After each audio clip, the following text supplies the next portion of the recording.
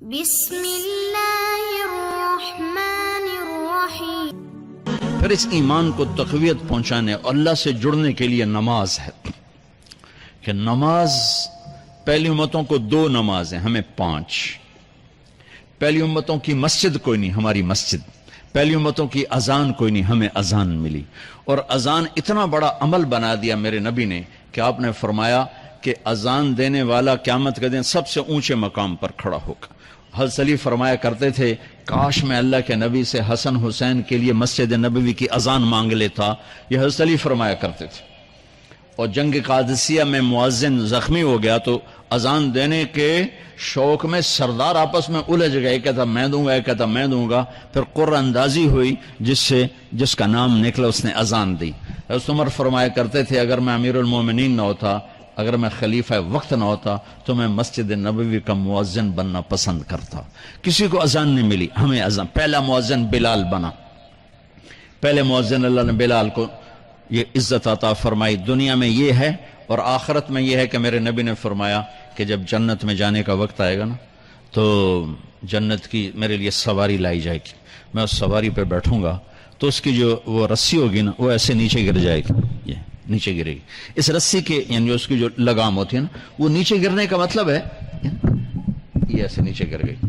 اب نیچے گرنے کا مطلب ہے کہ اس کی ڈرائیونگ میرے نبی نے نہیں کرنی، کوئی آنے والا ہے، کوئی ڈرائیور آنے والا ہے جو رسی پکڑ کے چلے گا، کوئی کوچبان آنے والا ہے جو اس کو پکڑ کے چلے گا۔ رسی کا گرنا ایک انڈیکیشن ہے کہ کوئی نصیب والا اب آئے گا۔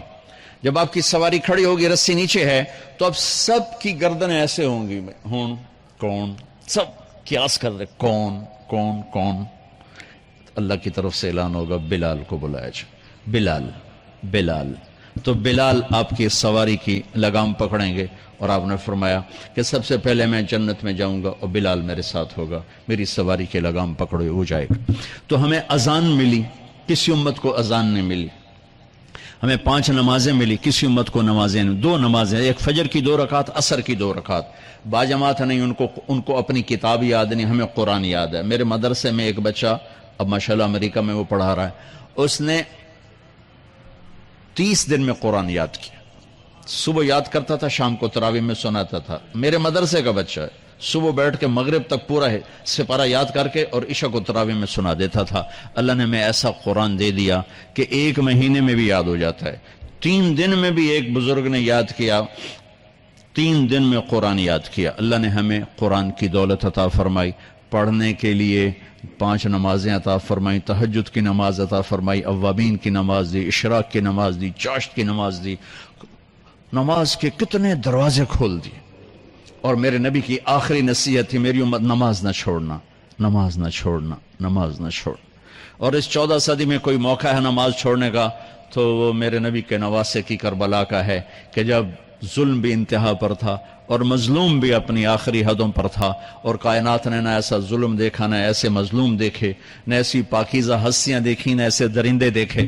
تو سورج ڈھلا، نماز کا وقت ہوا ہے تو آپ نے سبحان اللہ، آپ نے زہیر سے فرمایا کہ شمر سے کہو نماز پڑھنے دے، نماز پڑھنی ہے، امت کو پیغام دینا ہے کہ یہ کسی حال میں چھوڑنے کا کام نہیں ہے۔ تو انہوں نے آگے بڑھ کے شمر سے کہا نماز پڑھنے دو، انہوں نے کہا نہیں نماز نہیں پڑھنے دیں گے، ہماری تلوار چلے گی۔ انہوں نے واپس آ کر کہا جی وہ کہہ رہے ہیں ہم جنگ نہیں روکیں گے، تلوار چلے گی۔ تو پھر یہ نہیں فرمایا اچھا چلو ٹھیک سر دیو، فرمایا اچھا آدھے نماز پڑھو آدھے جنگ کرو۔ آدھوں نے نماز پڑھی، آدھوں نے جنگ کی۔ پھر انہوں نے جنگ کی اور پہلوں نے نماز پڑھی، اور عصر سے پہلے سب کے سر کٹ کے نیزوں پہ چڑھ گئے۔ یہ وہ ہستیاں ہیں جن کو میرے نبی نے کہا میری آنکھوں کی ٹھنڈک حسن حسین، میرے جگر کے ٹکڑے، میرے جنت کے پھول، پتہ نہیں کیا کیا تشبیہات دی ہیں میرے نبی نے۔ اب جنت کے نوجوانوں کے سردار حسن اور حسین۔ اور پھر نماز نہیں چھوڑی۔ ان کو جنت کی بشارت تو ماں کے دودھ پیتے مل گئی تھی، کربلا کی وجہ سے نہیں ملی سرداری ان کو، وہ تو ان کے سر کا صحرا ہے الگ۔ ان کو سرداری جنت کے ملی ماں کا دودھ پیتے ہوئے کہ جنت کے نوجوانوں کے سردار ہیں حسن اور حسین۔ نماز نہیں چھوڑی میرے عزیزو، نماز نہ چھوڑ۔ اللہ کا شکر ہے میں آپ بچوں کو دیکھ کے مجھے اپنا کالج کا دور یاد آ رہا ہے. ہمارے دور میں ایک نعیم الدین صاحب گورنمنٹ کالج لاہور میں تبلیغ کا کام کرتے تھے اور وہ اکیلے ہی نماز پڑھتے تھے, کوئی نمازی نہیں ہوتا تھا, اور کسی لڑکے کی داڑھی نہیں تھی, کسی لڑکی سوا سے ایک نعیم الدین کی. اب ہر کالج میں جائے داڑھیوں والے بچے نظر آتے ہیں, ٹوپیوں والے بچے نظر آتے ہیں, کوئی لڑکی کے سر پہ دوپٹہ نہیں ہوتا تھا, کوئی ایجوکیشن تھی. اب لمز جیسی یونیورسٹی میں بھی لڑکیاں پورے برقعے میں ہوتی ہیں, حجاب میں ہوتی ہیں, نقاب میں ہوتی ہیں.